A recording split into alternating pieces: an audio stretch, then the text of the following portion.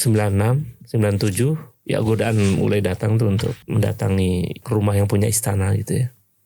Saya tolak karena itu bagi saya itu pengkhianatan ya pada teman-teman aktivis. Penguasa ini merusak mimpi besar tentang generasi 98 karena elit kekuasaan itu isinya para maling juga. Saya harus katakan yang merusak Indonesia itu bukan aktivis 98, tapi para pengkhianat reformasi dan elit politik yang memang mengkhianati konstitusi juga.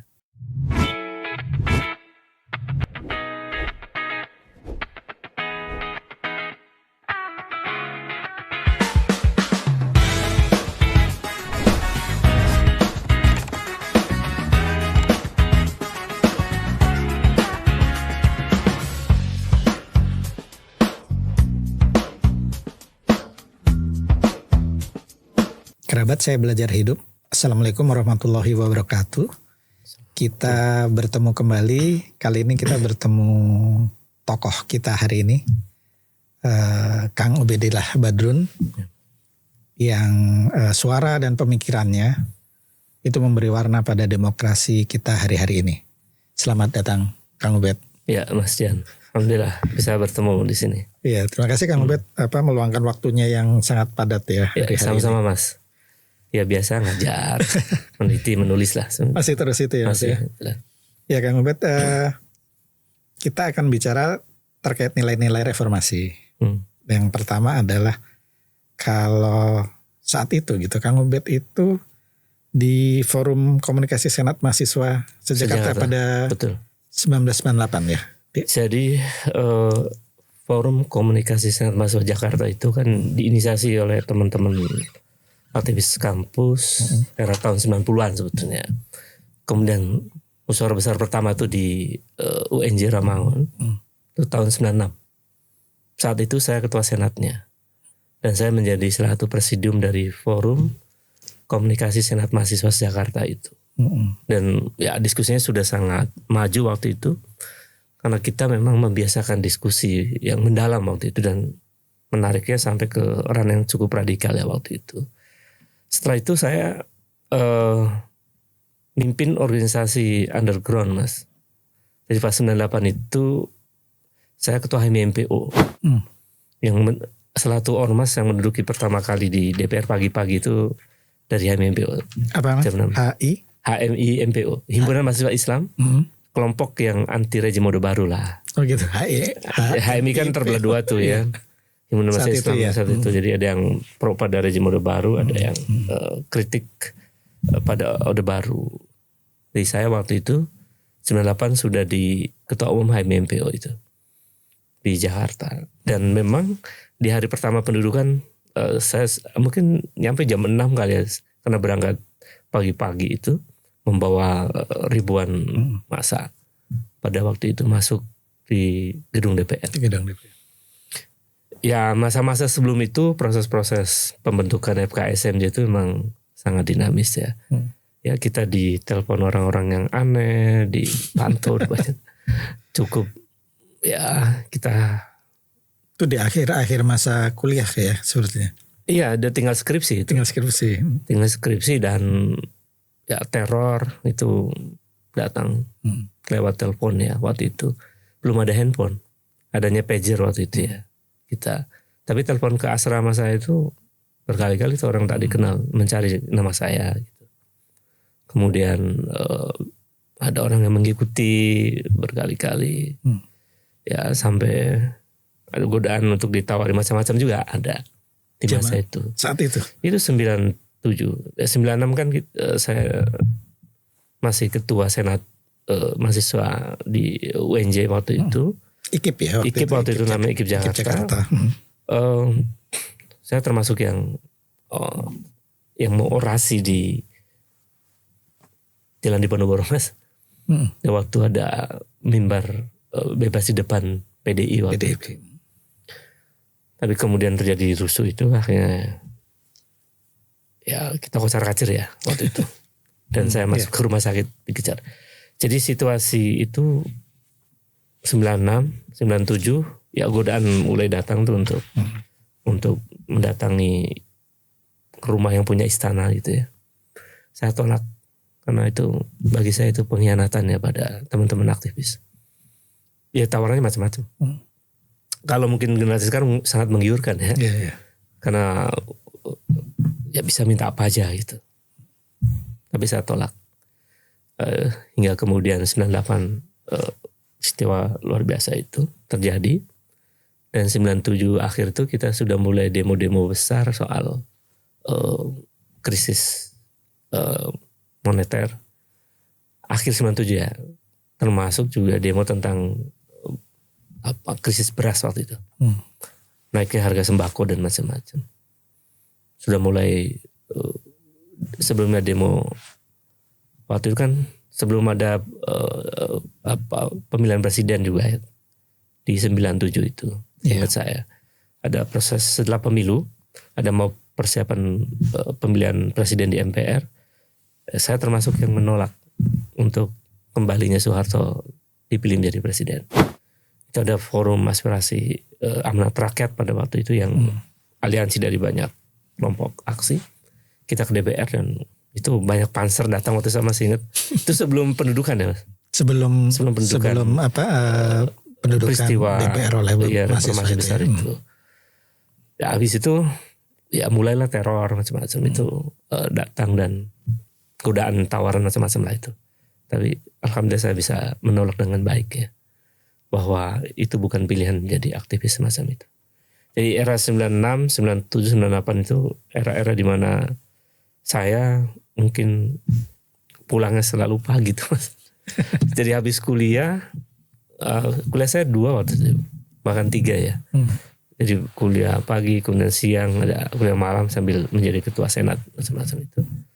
Itu habis pulang saya rapat di kos-kosan tuh. Di wilayah selatan, di wilayah pusat, bahkan ya Ciputat, kemana-mana lah. Itu rapat-rapatnya mahasiswa di kos-kosan waktu itu karena sembunyi-sembunyi ya. Dan itu sampai pagi hari. Dan itu masa-masa hampir 3-4 tahun itu. 4 tahun lah, dari 95 sampai 98 ya, hampir kurang lebih lah 3-4 tahun itu. Jadi pencetusnya Kang Ubed untuk menjadi aktivis saat mahasiswa itu apa ya? Saya memang dari SMA, Mas, dari SMP SMA itu saya ketua OSIS ya.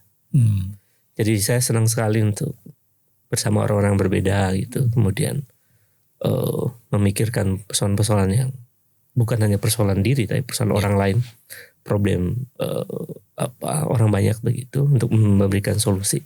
Jadi memang saya sejak sekolah di masa-masa sekolah menengah itu sudah menjadi aktivis. Ketika di mana? Saya sama di Indramayu ya, SMA 3 waktu itu. Peralihan dari SPG ke SMA 3 itu saya ketua OSISnya pada masa itu. Dan ya di OSIS lah kita belajar berpikir kritis, ada diskusi dan belajar leadership dan macam-macam. Ketika masuk ke kampus, yang saya senang datang itu adalah forum-forum diskusi itu. Dan diskusinya sudah sangat menarik karena waktu itu sudah bicara soal mazhab Frankfurt. Jadi tradisi pemikiran kritis yang tumbuh di Eropa itu kita pelajari dan itu agak lama. Masa-masa hampir setahun saya sering datang di forum-forum diskusi itu. Sehingga saya memutuskan saya waktu mahasiswa lah nggak apa-apa lah jadi aktivis lagi kira-kira gitu. Ya sampai terus bertahun-tahun. Memang lebih karena kehendak nurani bahwa kita hidup bukan hanya untuk diri sendiri, tapi juga bagaimana kita memberi manfaat untuk orang banyak. Itu dari masa-masa kecil seperti ditanamkan oleh orang tua saya. Tapi kemudian makin matang di SMA itu dan kemudian mahasiswa berlanjut. Ya artinya ketika menjadi aktivis tidak hanya di masa-masa kuliah itu ya. Jadi memang dari kecil orang tua sudah menanamkan nilai-nilai itu kemudian dipegang terus ya. Dan itu dinamikanya menarik ya, karena bagaimana kita belajar menghadapi perbedaan, bagaimana kita belajar memimpin orang-orang yang kritis gitu, bagaimana kita juga belajar untuk menghadapi kekuasaan di masa itu. Kalau saya bahkan lawannya menghadapi kepala sekolah gitu ya. Dan lain saya di masa-masa SMA juga saya sempat ada peristiwa besar di masa itu yang membongkar kasus dugaan korupsinya kepala sekolah. Zaman itu. Tapi saya gak perlu banyak cerita lah. Karena semoga almarhum Husnul Khotimah ya kepala sekolahnya. Tapi lumayan ramai waktu itu. Jadi memang dari usia sekolah saya jadi aktivis dan ketika mahasiswa saya makin senang karena saya senang diskusi Mas, senang baca buku dan diskusi itu. Jadi dahaga ilmu pengetahuan itu terpenuhi. Tidak hanya satu kampus, saya kemana-mana kan, sampai ke hampir semua kampus ya, UNJ, UI, UIN, ya, kemudian Mustopo, Trisakti dan kemana-mana lah, muter-muter. Nah, reformasi kan sudah 28 tahun ini Ya. Kang Bet. Kalau banyak anak-anak yang generasi sekarang pastinya tidak mengerti situasi dan suasananya. Bisa digambarkan tidak itu Kang Bet? Karena ada yang menyebut bahwa kalau kita mengingat reformasi 98 itu hanya apa? Romantisme gitu orang menyebutnya ya. Saya kira ada hal yang sangat penting ya, yang perlu generasi baru tahu, bahwa semangat reformasi itu sebetulnya adalah semangat perubahan untuk merubah satu keadaan yang anti demokrasi, yang membuat kita berada dalam suasana ketakutan, sangat represinya sudah sangat mengerikan karena ada penculikan, ada pembunuhan dan macam-macam yang terjadi di masa itu. Kita ingin perubahan karena pada waktu itu korupsi merajalela, hukum tumpul ke atas tajam ke bawah, demokrasi memburuk, kebebasan sipil sangat buruk ya, karena kita kemana-mana penuh tekanan. Kita demonstrasi ditangkap. Saya pernah ditangkap juga Mas. Jadi saya masih ingat tuh demonstrasi itu tahun berapa ya? Mungkin 95 atau 96 itu. Jadi kita demo di Kejaksaan Agung, minta Golkar dibubarkan. Bayangin tuh. Saat lagi berpuasanya Golkar. Ya. Karena waktu itu Harmoko salah bicara ya. Yang memplesetkan Al-Fatihah dalam ketika dia mendalang dulu Mas. Iya. Itu kesempatan kita untuk bubarin Golkar itu. Di masa itu kan sangat radikal. Ya. Demo dan ya, diserang sama dulu tuh ada pasukan Sabara dan pasukan motor yang trail yang itu kejam juga itu. Ditabrak kita pasukan dan kocar kacir lah mahasiswa sampai maghrib, gelap dan saya ditangkap. Dimasukin di Mabes Polri. Kan dekat dari ke sana. Saya masih ingat, saya bersama Rarangkuti yang ditangkap diantaranya. Saya Rarangkuti dan kawan-kawan lainnya, tapi yang cukup ditanya-tanya itu saya sama Ra itu. Ditanya. Cukup vokal lah ketika itu ya. Kamu disuruh siapa demo? Kan? Saya bilang disuruh saya sendiri. Gak ada yang nyuruh saya. Kemauan sendiri. Oh, berbagai cara mereka dengan nada yang keras, dengan represi simbolik sampai mengarah kepada fisik juga ya. Karena sambil ngerokok kan mereka. Ya saya ditanya sampai nginep lah semalaman. Karena nggak ada alat bukti untuk memenjara kita. Kan kita nggak bawa bom molotov ya kan. Kita nggak bawa macam-macam akhirnya nggak ada alasan untuk menangkap kita. Akhirnya pulang besoknya. Diselamatkan teman-teman LBH dan semacam lah. Ada beberapa senior yang juga advokat ya. Jadi kita ngalami itulah. Nah kita ingin suasana Indonesia itu betul-betul demokrasi. Bagaimana kebebasan sipil tuh diberi ruang yang luas, kemudian politik mengalami perubahan karena partai boleh tumbuh gitu, pikiran berbeda boleh tumbuh dan seterusnya. Jadi mimpinya sangat indah dan waktu itu rakyat kita juga banyak yang menderita. Susah beli sembako dan semacam. Kita ingin rakyat juga sejahtera. Jadi ada persoalan substantif soal demokrasi yang buruk waktu itu. Kemudian soal ekonomi yang memburuk, krisis. Kemudian korupsi, kolusi, nepotisme yang merajalela. Penegakan hukum yang masih tebang pilih. Gitu. Pelanggaran HAM, hak asasi manusia yang masih terus terjadi. Dan kesenjangan antara pusat dan daerah. Yang kemudian dikenal dengan 6 tuntutan reformasi. Jadi itu mimpi indah kita waktu itu bahwa kalau itu terjadi perubahan besar, pemberantasan korupsi sampai ke arah terjadi dan kita minta didirikannya KPK itu.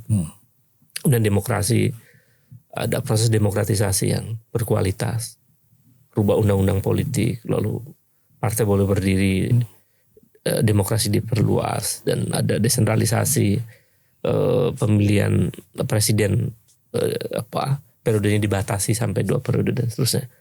Itu karena kita berkeyakinan bahwa demokrasi yang baik akan membuat ekonomi kita makin baik. Bayangan saya Mas, 2025 tahun lalu ya, sekarang 2026, itu adalah tahun di mana kita sudah menjadi negara maju. Saat itu ya, bayangan saat ya. itu ya. Jadi sekitar 25 tahun lagi, kita akan menjadi negara maju. Pendapatan per kapitanya di atas 13.000 US dollar.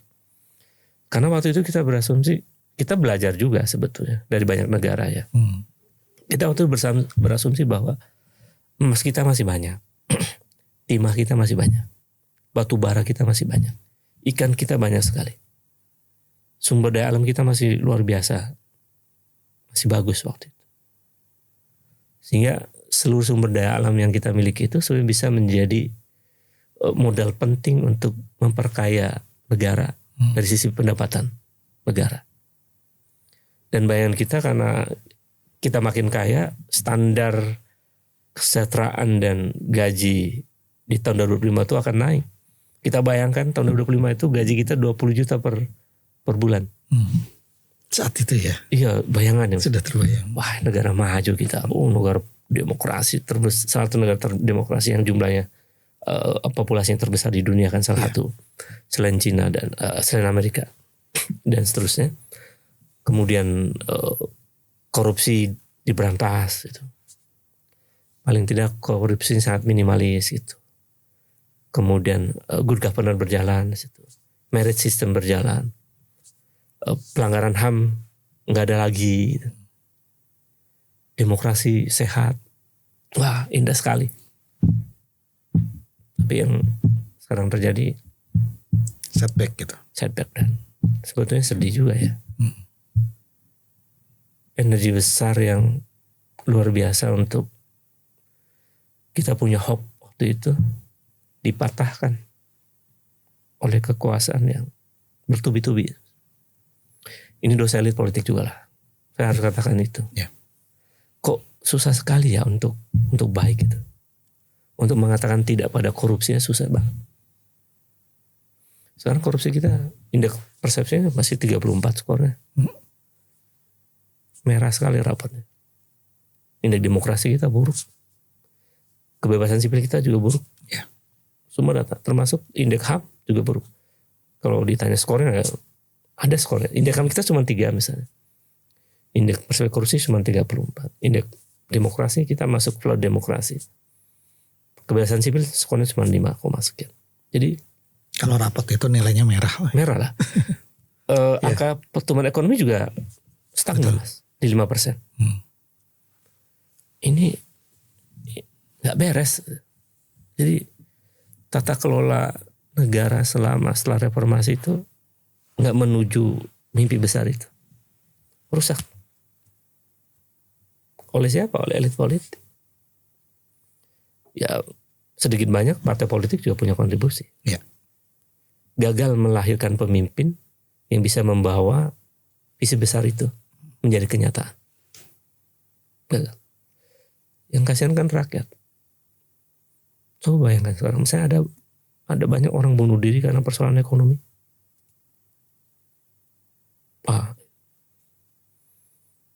Ada anak sampai bunuh diri karena nggak bisa beli untuk alat tulis sekolah. Ini negara apa? Jadi elit politik hanya untuk mementingkan kelompok mereka, dan kekuasaan dijadikan sebagai instrumen untuk mengeruk kekayaan.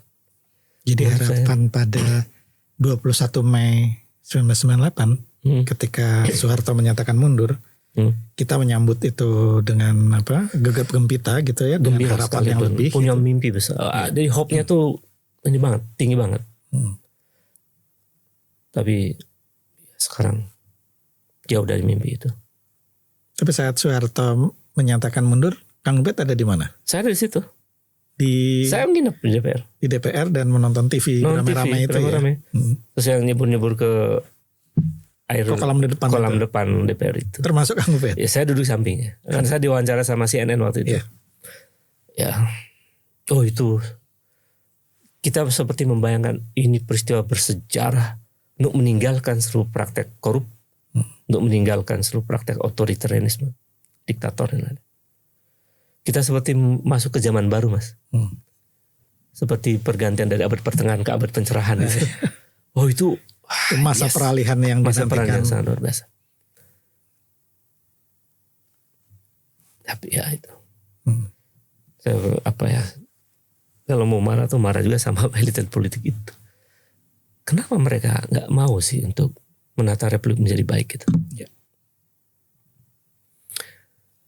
Itu Mas. Jadi kalau ditanya situasi waktu itu ya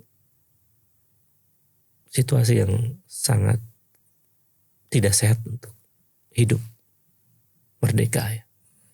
Kena represi, kondisi ekonomi yang memburuk Ya. dan lain. Ya, makanya kemudian menginginkan perubahan besar itu. Kalau Kang Ubed perhatikan gitu ya, gerakan mahasiswa sebagai pelaku aktivis gitu, mahasiswa ya saat itu, beda dengan gerakan mahasiswa sekarang apa sih?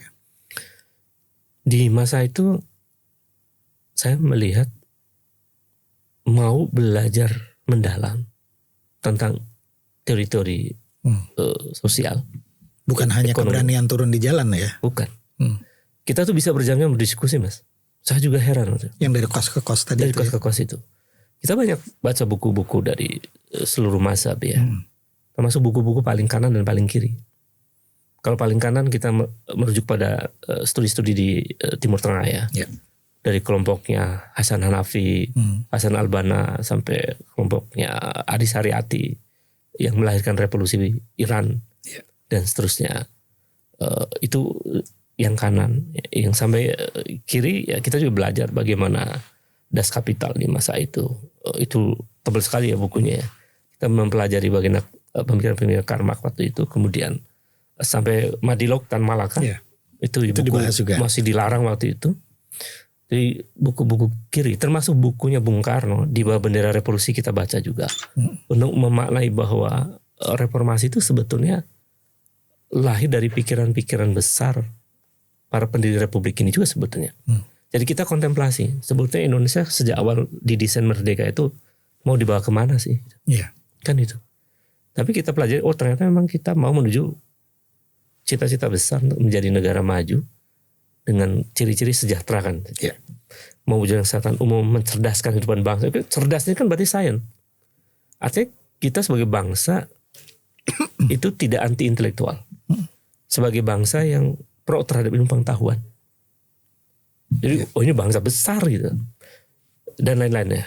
Termasuk anti korupsi dan macam-macam. Jadi semangat di masa itu tuh semangat intelektualisme sangat tinggi. Kita begitu mendalam dan bahkan kita tuh kayak ini ya dipaksa untuk baca satu buku untuk kita diskusikan dengan teman-teman itu. Itu di masa itu. Kalau nggak punya buku ya datang ke toko-toko buku baca di situ gitu. Itu terjadi. Mungkin ontological deep-nya tuh dapat Ya. di masa itu. Kita punya kedalaman ontologis ya pada berbagai isu. Dan dulu mungkin karena tidak ada internet juga ya. Jadi itu mungkin yang membedakan Mas dengan sekarang. Ya. Gerakan mahasiswa. Jadi tradisi intelektualnya pada waktu kita rasakan begitu kuat ya. Karena kita belajar dari generasi sebelumnya. Terus kenapa juga peristiwa reformasi terjadi itu? Kita pelajari waktu itu, kita diskusi tentang social movement ya. Sampai termasuk mempelajari di Amerika Latin, di Eropa, termasuk kasus Indonesia dari tahun 66, kemudian 74, ya 78-an, ya 77-78 kan kasus ITB itu, kemudian tahun 80-an yang Tanjung Priok dan semacamnya. Kita pelajari itu polanya. Sampai kita ada satu kesepakatan di teman-teman aktivis waktu itu, kalau terjadi peristiwa besar dan rusuh, apakah kita akan mengalah seperti 66, 74, atau gimana? Atau tahun 78-an? Maksudnya begitu diciptakan kerusuhan lalu kita menyerah ya. Itu saya masih ingat. Pelajarin itu. Kita pelajari itu. Jika skenario kekuasaan itu pada akhirnya terjadi rusuh, karena kita udah feeling tuh, ini rusuh dan siap-siap ada yang ditembak. Itu nggak tahu ya, feelingnya itu muncul itu dan diomongin di forum diskusi itu, dan benar terjadi ya penembakan Trisakti dan kemudian rusuh. Yeah. Kita sepakat tidak mundur waktu itu. Itu membuat kita menang ya secara arah perubahan terjadi itu. Konsolidasinya juga sangat kuat. Konsolidasi sangat kuat, sangat intensif. Bukan setahun tapi lebih. Yeah. Dan itu kan koneksi genealogi dengan aktivis 70-an, 80-an ada itu. Yang masih merawat adik-adik ya. Jadi ya saya cermati di masa-masa itu sangat kuat untuk mempelajari setiap episode gerakan sosial itu. Sehingga kita sepakat bahwa jika terjadi rusuh ada yang ditembak, apakah kita mau mundur? Jawabannya tidak. Karena kita ingin zaman baru. Kita ingin sesuatu yang baru dan masa depan kita tuh ya membayangkan seperti di dalam pembukaan UUD 45 itu. Bangsa yang cerdas, bangsa yang sejahtera. Sejahtera. Itu. Nah kemudian setelah 28 tahun itu Mas, apa yang terjadi kemudian ketika aktivis masuk ke lingkar kekuasaan. Kemudian bahkan ada yang lekat dengan orang yang dikritiknya saat itu. Ini adalah episode paling aneh. Paling aneh. Karena sejumlah aktivis yang dulu berhadapan dengan kekuasaan rejim Orde Baru. Yeah. Dan bahkan berhadapan dengan, maaf saya sebutkannya, dengan sekarang menjadi presiden Prabowo Subianto, tiba-tiba kemudian memberikan dukungan, bahkan menjadi bagian dari kekuasaan Prabowo Subianto. Saya termasuk yang geleng kepala ya, terheran-heran. Sudah bergabung lalu memuja-muja itu Mas. Saya maaf ya, kok bisa begitu? Karena kita melihat apa yang mereka perjuangkan saat itu ya. Iya. Kita melihat dan kita dengar gitu apa yang dia sampaikan saat itu. Di masa-masa itu kan kita semua diskusi di banyak tempat ya Mas. Ketemulah dengan namanya Budiman, gitu. Ketemulah dengan namanya bahkan Fadlizon, meskipun Fadlizon tuh di 98 tidak kelihatan di DPR sebagai mahasiswa ya, karena dia sudah lulus kalau nggak salah, atau sudah nyusun skripsi. Sehingga saya sih sudah lulus itu ya. Kemudian ada siapa lagi ya? Tua kami Fahri Hamzah itu. Siapa lagi? Ya ada DPR, ada kemarin jadi wakil menteri Noel ya kan. Yeah. Ada Maman juga 98 gitu. Sekarang menteri siapa? Menteri UMKM ya. Dan siapa lagi tuh? Adian ada di parlemen. Dulu ada Rama Pratama ya. Ada banyak. Teten Mas Dugi juga aktivis cewek waktu itu yang jadi menteri zaman Jokowi kan. Jadi saya heran di akhir-akhir ini justru orang-orang dulu berseberangan sangat konfrontatif dengan Prabowo, lalu tiba-tiba bergabung dengan Prabowo, lalu memuja-muja itu sebagai pemimpin besar, sebagai malah Prabowo itu juga sebagai seorang guru besar kalau memimpin rapat itu kan kalimatnya Budiman ya. Jadi saya pertama aneh dengan sikap semacam itu. Yang kedua, sikap semacam itu kan menunjukkan bahwa ada inkonsistensi ya Mas, antara mimpi-mimpi besar ketika era tahun 90-an itu dengan apa yang sekarang kita lihat. Mengapa mereka berubah? Itu pertama, ini mungkin kita perlu memperdalam ya. Sebetulnya aktivis itu boleh nggak sih masuk dalam barisan kekuasaan kan itu? Saya katakan boleh. Tapi kan kita mesti melihat yang disebut aktivis itu apa. Itu sampai saya menulis tuh. Ada buku Mas judulnya Menjadi Aktivis Kampus, itu buku saya. Yeah. Menjadi aktivis kampus. Sekarang saya tahun 2018 ya. Yang sepertinya banyak dibaca oleh mahasiswa juga itu. Buku wajib. Ya, sebenarnya bisa menjadi buku wajib aktivis tuh. Menjadi aktivis kampus.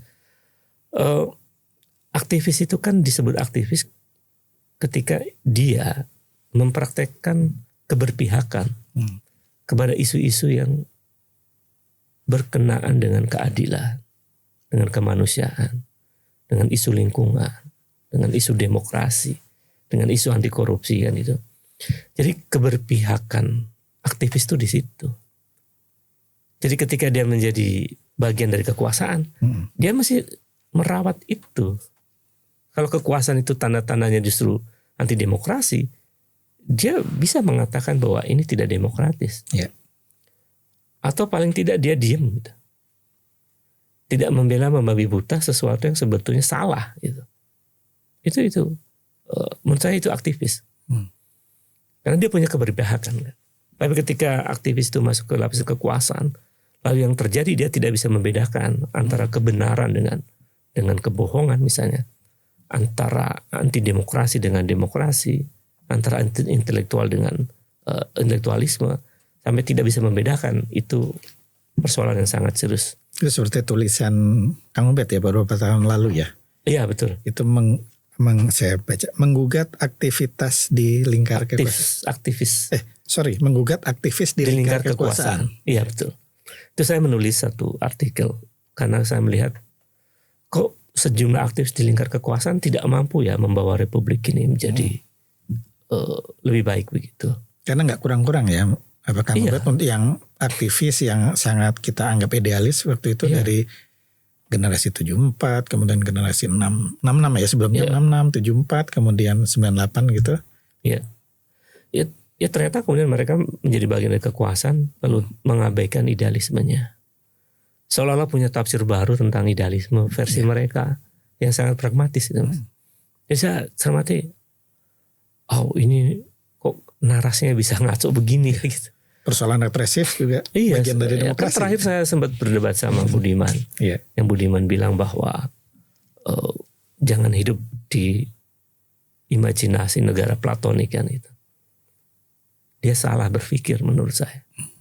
Karena justru hal-hal ideal di dalam bernegara itu dia memandu agar jalannya negara itu on the track. Tidak merugikan umat manusia. Itu bukan konsep platonik. Tapi idealitas bernegara itu memandu arah negara. Nah ketika kemudian ketika saya mengatakan bahwa demokrasi itu anti terhadap represi, artinya represi itu tidak menjadi bagian dari demokrasi, Budiman bilang ya katakan bahwa represi selalu ada dalam negara demokrasi. Seolah-olah dia membenarkan bahwa demokrasi itu boleh represi kan gitu. Itu kalimat yang harus saya koreksi sebetulnya. Karena demokrasi sesungguhnya tidak memberi ruang bagi praktek represi. Demokrasi itu dialog. Demokrasi itu diskurs. Demokrasi itu membuka ruang pada kebebasan sipil. Bukan represi. Nah karena itu ketika Budiman mengatakan bahwa demokrasi itu boleh atau dipastikan pasti ada represi, menurut saya itu bukan demokrasi. Yang kita bicarakan ini adalah idealitas dari demokrasi. Jadi dia masih ada di ruang idealitas demokrasi itu untuk memandu negara supaya tidak ngaco.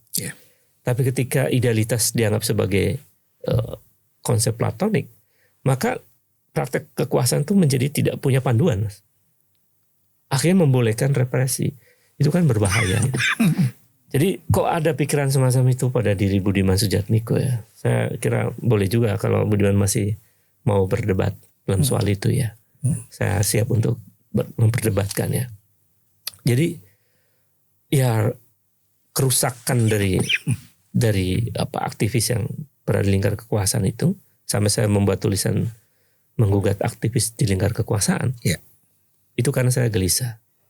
Ini ngaco ya para aktivis yang ada di kekuasaan itu. Orientasi mereka tidak lagi kemudian mengedepankan visi-visi besarnya, tapi dia larut dalam kekuasaan. Nah saya mau mengatakan juga Mas Dian bahwa tidak seluruh aktivis seperti Budiman, tidak seluruh aktivis seperti Noel misalnya. bahwa ada aktivis-aktivis lain yang masih merawat idealisme. Mereka bersama rakyat, mereka bersama buruh, mereka pekerja profesional di berbagai bidang, dan mereka masih merawat idealisme itu. Dan mereka masih menjaga di basis-basis massa. Dengan nelayan, dengan petani. Ada teman kita yang berkebun, gitu. Karena dia masih merawat nuraninya. Jadi menurut saya, padahal iming-iming barangkali banyak mas, cukup gencar gitu ya untuk mendekat ke banyak kekuasaan gitu. Ya saya saja misalnya mengalami situasi itu ya berkali-kali itu. Kang Ubed terus menerus ya. Hampir di setiap episode sebetulnya ada upaya untuk mendekatkan saya dengan kekuasaan. Tapi ketika penguasa itu tidak punya visi yang kuat tentang negara dalam konteks anti korupsi misalnya, lalu mau mewujudkan demokrasi dengan baik begitu, ya saya nggak mungkin dong bersama kekuasaan semacam itu. Jadi dari setiap episode kekuasaan itu selalu ada upaya untuk mendekati para aktivis agar para aktivis masuk di dalam lingkar kekuasaan. Saya mengalami situasi itu dan saya masih terus menolak mas sampai sekarang. Apa yang membuat Kang Ubed menolak itu dan kemudian sampai sekarang terus bersuara itu? Pertama itu panggilan jiwa ya mas. Panggilan saya untuk tetap mengatakan sesuatu yang benar menurut keyakinan saya. Dan saya memilih jalan sebagai akademisi. Jadi saya punya kewajiban moral untuk mengatakan sesuatu yang sebenarnya begitu. Itu satu. Yang kedua, ya saya menolak karena juga lihat dulu rezimnya. Jadi lihat kekuasaannya mas. Jadi pemerintahan yang saya nilai itu dia tidak mampu akan mewujudkan cita-cita reformasi, cita-cita proklamasi, cita-cita konstitusi Undang 45. Saya lihat ya, sepertinya saya tidak mungkin bersama mereka. Apalagi sekarang ya misalnya, kan sangat sulit saya misalnya bergabung dengan Prabowo gitu. Sementara dulu saya tidak anti pada rezim Orde Baru dan berteriak lantang untuk melawan upaya represi, penculikan dan semacam. Termasuk gelar pahlawan untuk Soeharto. Gelar pahlawan Soeharto saya sempat juga keras itu. Saya menolak juga karena tidak objektif ya. Kemudian banyak hal yang bertentangannya. Apalagi Wapresnya pernah saya laporkan ke KPK. Jadi nggak mungkin saya menjadi bagian. Punya catatan juga tuh mas. 2002 nih Kang Ubed melaporkan dua putra Jokowi, Gibran dan Kaisang. 2022 ya. 2022 terkait tindak pidana korupsi dan TPPU ya. Kemudian juga dugaan kolusi dan KKN. Kemudian 2024 Kang Ubed melaporkan Kaisang terkait dengan gaya hidup. Ketika kita semua tahu bahwa penggunaan jet pribadi itu, kemudian saat kampanye juga Kang Ubed juga mengkritik keras gitu ketika Jokowi mengucapkan presiden boleh berkampanye dan berpihak. Kang Ubed dengan jelas menyatakan bahwa hal tersebut melanggar undang-undang. Jadi itulah tugas dan tanggung jawab sebagai akademisi ya. Sebagai entitas kaum intelektual untuk mengatakan yang salah. Dan mengapa saya sampai ke KPK itu karena saya sudah menulis sekian banyak artikel mas tentang kleptokrasi. Saya sudah pada sampai kesimpulan bahwa penguasa ini merusak mimpi besar tentang generasi 98. Karena elit kekuasaan itu isinya para maling juga. Harus katakan itu ya. Maksudnya kenapa saya sebut isinya para maling? Karena orientasinya bukan untuk mensejahterakan rakyat. Dan data empiriknya untuk mendukung kalimat saya adalah indeks persepsi korupsi kita masih skornya 34. Merah. Lalu yang kedua data uang yang dikorupsi itu mengerikan. 510 triliun. Bayangin. Bukan 500 miliar. Bukan 5 miliar. Ini triliun. Uang rakyat dikorupsi. Dalam rentang waktu itu ya? Ini rentang periode Jokowi saja itu. 10 tahun itu. 10 tahun. 5 tahun malah. 5 tahun terakhir. Dari proyek strategis nasional itu kan menghabiskan 1.600, kurang lebih 1.500 triliun. 510 triliunnya dikorupsi. Itu datanya valid ya, bisa dicek di PPATK. Ya. Jadi dari situ kita lihat bahwa ya elit politik telah merusak republik ini.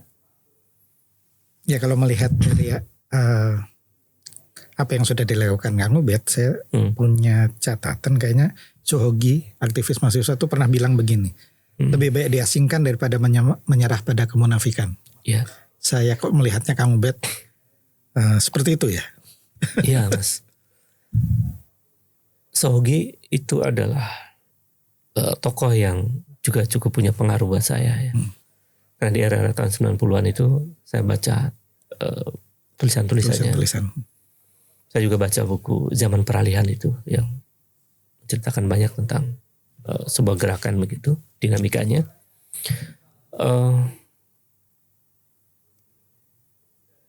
Kemewahan aktivis itu pada idealismenya.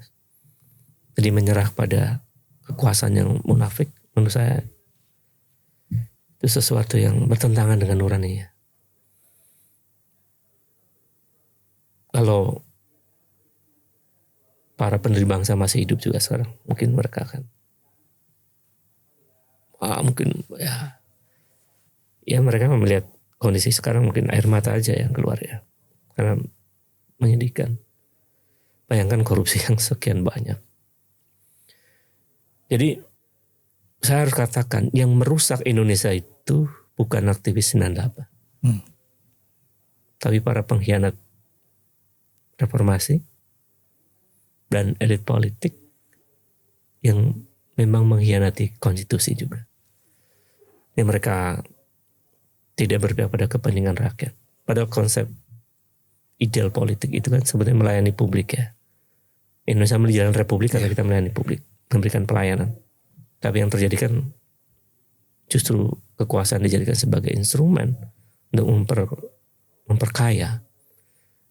Dan salah satu realitas kegagalan reformasi kan dalam praktiknya, karena kekuasaan tidak mampu menghadirkan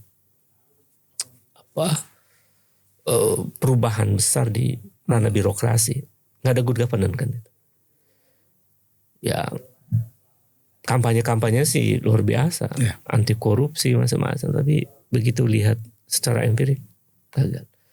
Jadi saya harus katakan banyak sekali para pengkhianat republik ini yang membuat negara jadi stagnan dan sulit mengalami kemajuan. Dan Kang Ubed akan terus bersuara untuk saya akan terus bersuara. Baik, terima kasih Kang Ubed untuk waktunya. Masih banyak sebetulnya yang bisa kita perbincangkan, tapi lain waktu kita bisa ketemu lagi. Kerabat Saya Belajar Hidup dimanapun, itulah kita belajar banyak hal dari Kang Ubedillah Badrun. Bukan hanya tentang bernyali, tapi konsistensi dalam perjuangan menegakkan demokrasi di negeri ini. Salam juang.